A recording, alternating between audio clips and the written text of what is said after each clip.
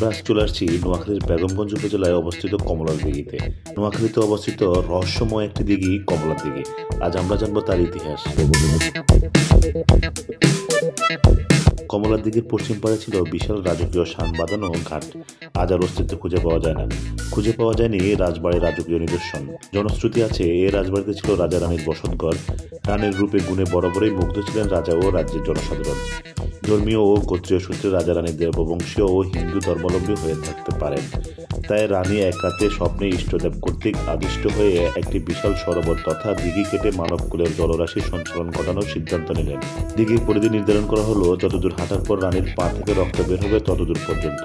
দেবতার আদেশ অনুসারে পরদিন থেকে পার্শ্ববর্তী বিলে হাঁটা শুরু হলো রানীর। কিন্তু অনেকক্ষণ হাঁটার পরও যখন রানীর পা থেকে রক্ত বের হচ্ছিল না তখন খুব চিন্তা করলেন রাজা। রাজ্যে এত বিশাল বড় দিঘি কাটা যেমন ব্যয়বহুল ও সমসাপেক্ষ তেমনই জনজীবনের জন্য হুমকিও বটে।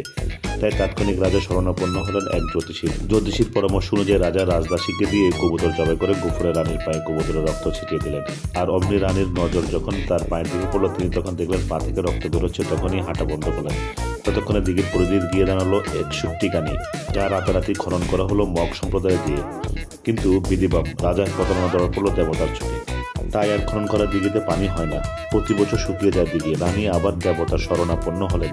দেবতা রানীকে পুনরায় স্বপ্ন দেখালেন রানী যদি খনন করা দিঘির মাঝখানে গিয়ে ধানের ছিটা ছিটিয়ে দেয় তাহলে পুকুরে পানি হবে। দেবতার নির্দেশ মতো রানী পুকুরের মাঝখানে ধানের ছিটা ছিটাতে শুরু করলেন। কিছুক্ষণের মধ্যে দিঘির নিচ থেকে এবং পাশ দিয়ে পাড় ভেঙে পানির স্রোত এসে রানীকে দিঘির মাঝখানে ডুবিয়ে নিল। অপরদিকে শিশু কন্যা সন্তানের জনক রাজা পড়লেন মহাবিপাকে। দুগ্ধপোষ্য শিশুকে বাঁচিয়ে রাখবেন কিভাবে? একদিকে প্রিয়তমা রানীর বিয়োগাথা, অপরদিকে শিশু সন্তানের কান্না। একদিন রানী রাজাকে স্বপ্নে দেখান রাজা দিঘির পাড়ে গিয়ে শিশু কন্যাকে রেখে দূরে সরে গেলেন। রানী এসে শিশু কন্যাকে দুধ খাইয়ে যাবে। কথা মতো কাজের ফাঁকে একদিন রাজা দূর থেকে রানীকে দেখে দৌড়ে এসে ধরতে চেষ্টা করেন। অমনি রানী দিঘির জলে ঝাঁপ দিয়ে পড়ে যান। তাতে রাজার হাত ধরা রানীর চুলের গোছা থেকে যায়।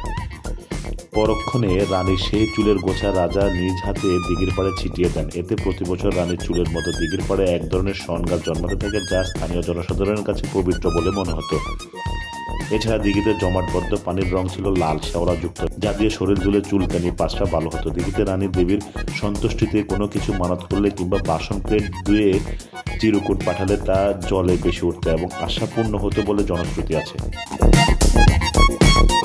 এই রূপকথার গল্পে আরো কথিত আছে এভাবে দীর্ঘদিন রানী কমলা দিঘির জলের গভীরে জলমগ্ন থেকে জনকল্যাণের কাজ করলেও স্থানীয় জনগণ যখন দিঘিতে ময়লা আবর্জনা ফেলে এবং অপবিত্র কাপড় পরিষ্কার করা শুরু করে, এরপর থেকে দিঘির পাড় ভেঙে মেঘনা নদীতে মিশে যায়। থেকে যায় শুধু রাজার অতৃপ্ত হৃদয়ের হাহাকার। রূপকথার এই গল্পের রাজা রানীর বাস্তবে অস্তিত্বের আভাস মিলে প্রায় 1000 বছর পূর্বে। 12 শতাব্দীর পরে যুবরাজ বিশম্বর সুরের বুলুয়া রাজ্য প্রতিষ্ঠার আগেও এবং সে সময় হিন্দুদের দেবরাজ বংশের রাজত্বকালে হতে পারে। ইতিহাস খ্যাত এই স্থান আজ এটা অজানা জনপথে পরিণত হয়েছে। নীরবে হারিয়ে গেছে কমলা রানীর দিঘি এবং রাজা রানীর প্রেম কাহিনী। গল্পটি এবং ভিডিওটি ভালো লাগলে অবশ্যই শেয়ার করে অন্যকে দেখার সুযোগ করে দিবেন এবং এই ইতিহাস জানার সুযোগ করে দিবেন।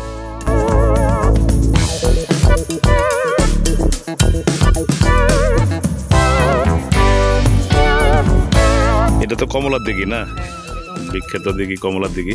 তো এটা কেমন জনপ্রিয় এই এলাকায়?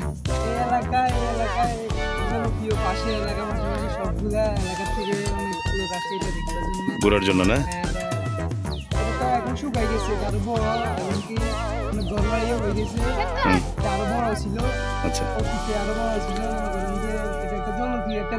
আচ্ছা, কমলার দিঘি। আচ্ছা।